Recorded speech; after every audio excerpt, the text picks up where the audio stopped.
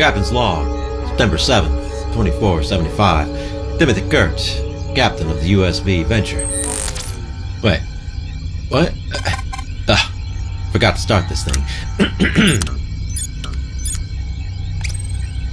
Captain's log, September 7th, 2475. Timothy Kurt, captain of the U.S.V. Venture. Has anyone seen my notes? Here, Captain. You left them in your captain's chair, next to your cup holder. Why are we still using paper? And where is that music coming from? I have no idea, sir.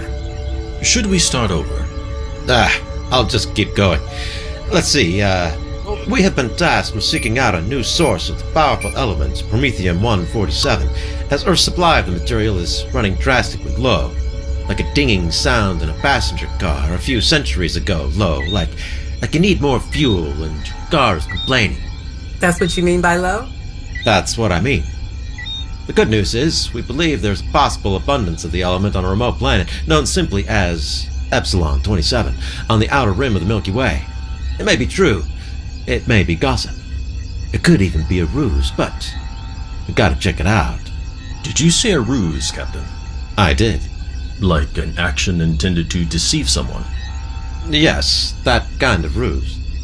What do we know about this planet, Captain? Very little, Sock. We don't even know if they have a convenience store. Or fidget spinners, for that matter. Fascinating. You must be reading more history books. Just a few visits to the prismatic platform. So you visit the past? I do. Very little is known about the surrounding systems, but some recent scans of the quadrant indicate a high likelihood of large quantities within the planet's crust. It is our sincere hope to... Sir, I'm picking up a distress signal. So many interruptions. Come on, Lieutenant Ihearya. I was in the middle of my captain's monologue. Mono, that means one. Log, that means fuel. I don't know how they connect. You and Sock keep interrupting me. This is a very important part of my morning routine. You know that. All you two can do is yak. Yakety yak, yak, yak. I appreciate your concern, Captain. Don't talk back. But I thought you'd want to know. I guess. But I was just getting to the dramatic part. Well, there's always tomorrow. We will be here tomorrow. Right, Sock? We should be, sir.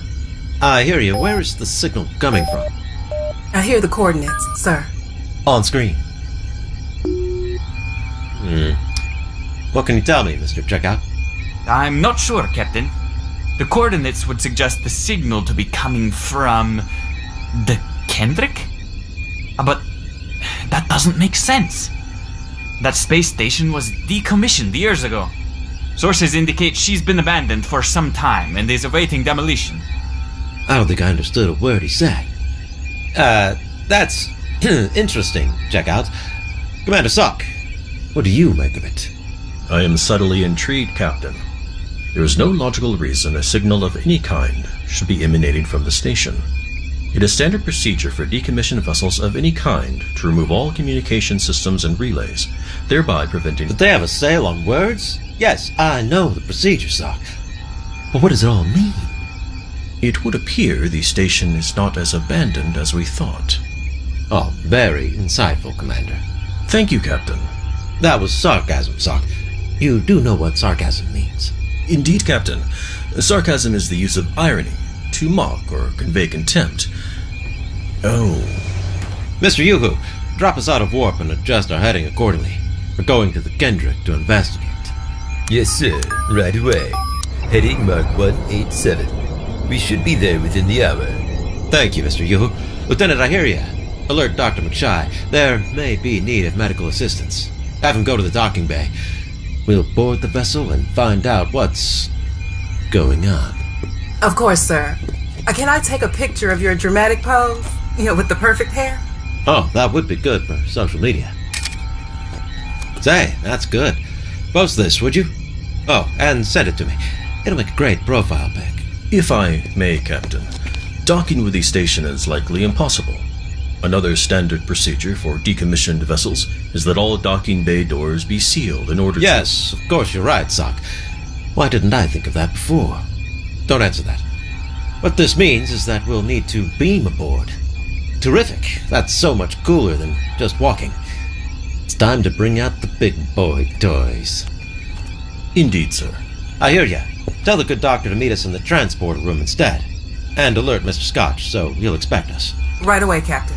Arm yourself, Sock, just in case. Set your pointer to stupefy. Pointer on stupefy, sir. Alright, let's see. Eeny, meeny, miny, mo. Ah, Mr. Yoohoo, you have the gun. Yes, sir. Thank you, Captain. He always gets to be in charge. It's not very fair. That's because people can actually understand what I'm saying. Now wait just a minute. Nope, still don't know what you're saying. It's all blah-ditty blah blah blah. I am just as capable as you are. Blah. That's all I'm hearing.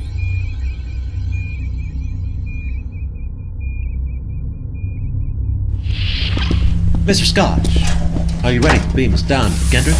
Right, nearly there, Captain. Just a few minor adjustments to the teleporter particle stabilizer, and she'll be right as rain. Are you sure? Now, the last time I beamed, both my pinky toes were left here on the teleporter pad. Like little ugly marshmallows with claws. Oh, that was one time. And I can assure you, Dr. McShy, that the problem has been fixed. Besides, they were reattached. My toes still don't feel quite right. That explains the penguin walk. What? So has this been a problem for you? Some of the crew have taken to calling me Toes. Toes? That doesn't seem logical. Toes. People have to get their nicknames from somewhere. I've heard it. I like it. Well, I'm not sure I do. There we are. Fit as a fiddle, right as rain, finer than rat Muellen hair. An excellent example of metaphors, Mr. Scotch. Or is that an idiom? Possibly a hyphen. I always get them mixed up. Shall we, gentlemen? After you, Doctor. If I must. Come now, Toes. This will be an adventure. Adventure. More likely to die on some forsaken planet. Whenever you're ready, Mr. Scotch. Aye, aye, sir. Beaming in 3, 2, 1.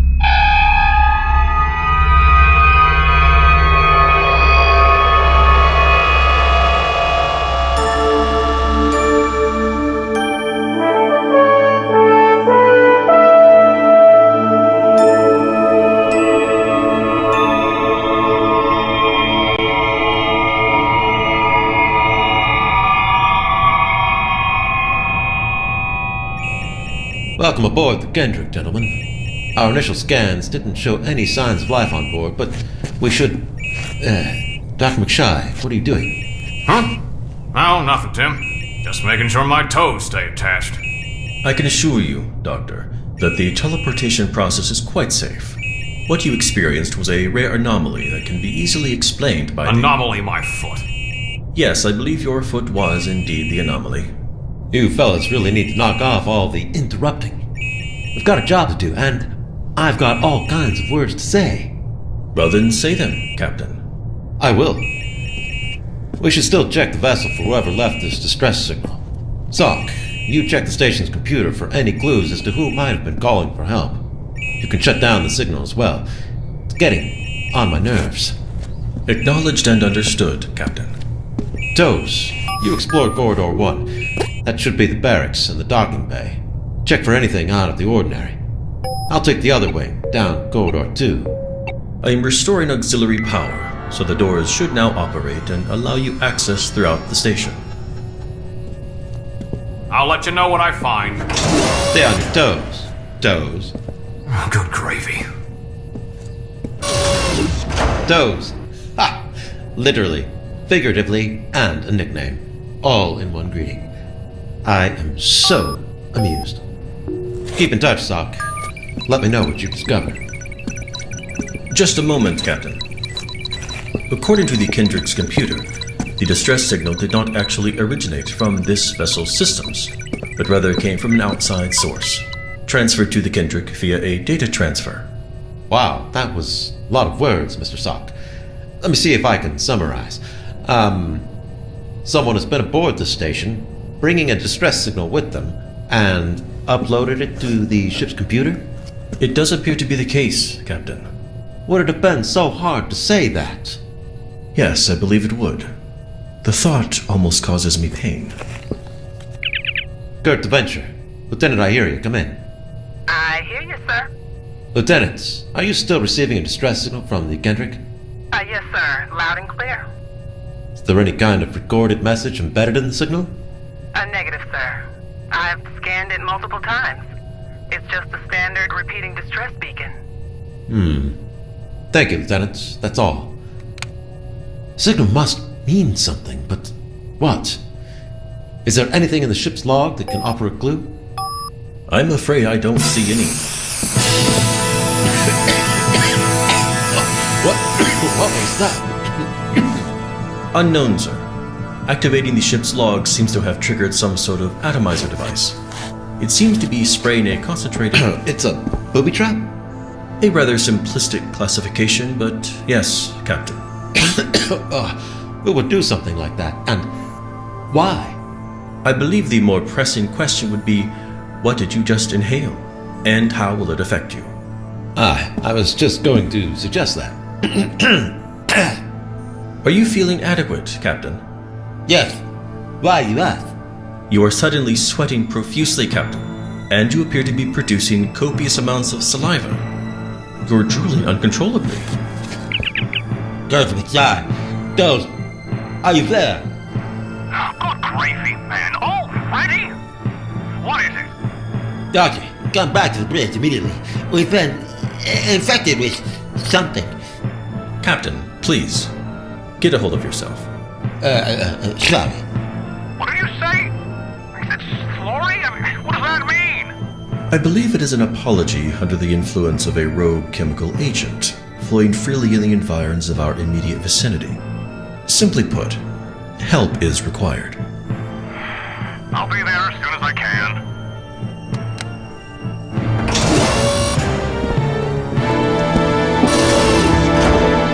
Tim? I could my tongue's fly. Good gravy, man. You aren't making any sense. Here. Cake of popcorn. Didn't seem to affect you, Sock. An appropriate observation, Doctor. Just wondered why. I'd like to think I'm above petty mind manipulation, Doctor, and I have never drooled. Now, you two just mambo in the banana patch for once. Scary hang glider from Moon Bay. Might need a second dose. Knock it down. One more should do it. Ooh, pointy. This is Marcus Tansling, final caretaker of this station. I must sincerely apologize for any inconvenience you experienced. My son apparently finds it amusing to lure the unexpecting to this station and subject them to his speech-altering agent. His mother and I are tired of cleaning up all the drool. You know kids. What ill effects might the captain experience? None that we've noticed. It causes alterations in speech patterns for no more than 5 minutes, which causes my son to laugh, and then it's back to normal. 5 minutes? You jabbed me 3 times, McShy. Oh, sorry, Tim. You can rest assured we will have another talk with our son. Please accept our apologies. I accept your apology, Tansling, and I offer forgiveness. Which I freely accept. Scotch, it appears our work here is done. Transport. Aye, sir.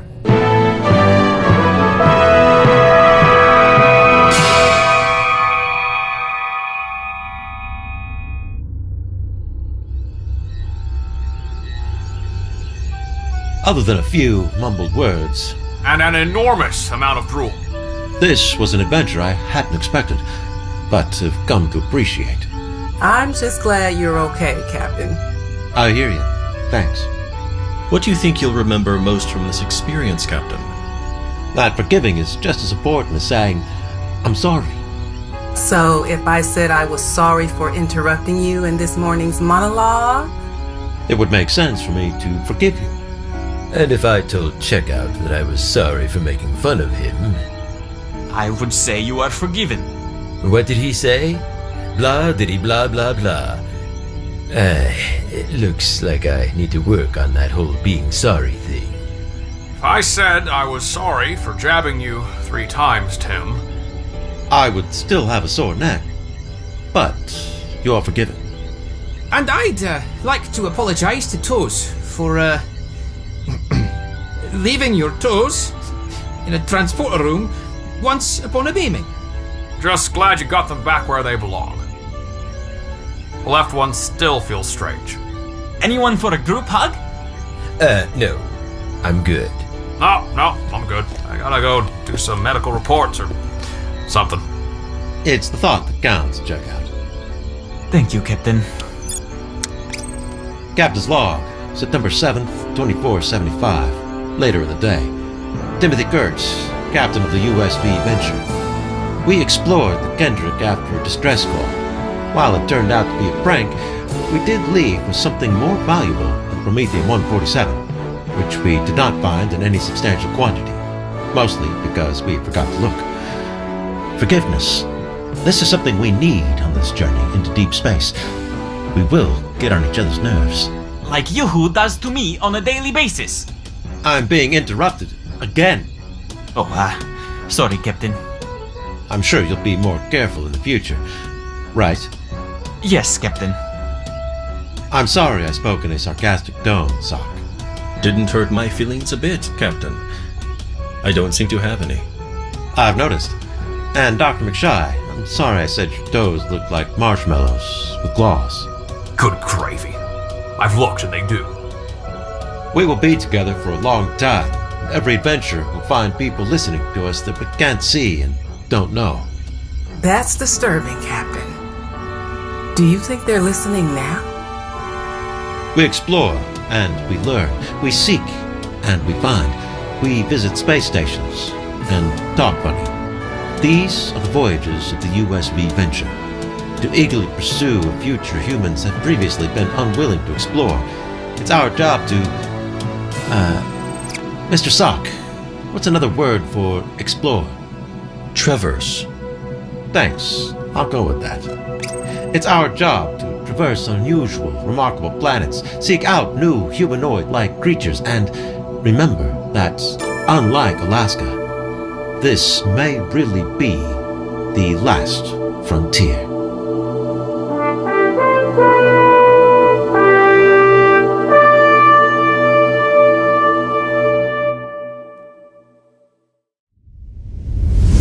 Thank you for listening to Venture, brought to you by Eternal Future Productions.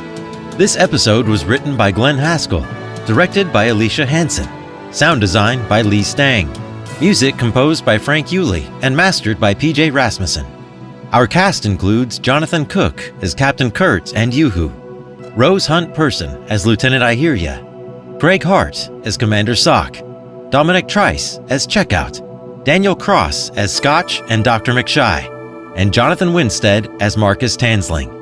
If you enjoyed Venture, please visit EternalFutureProductions.com to find more of our content. Also, please consider donating to help keep our productions going.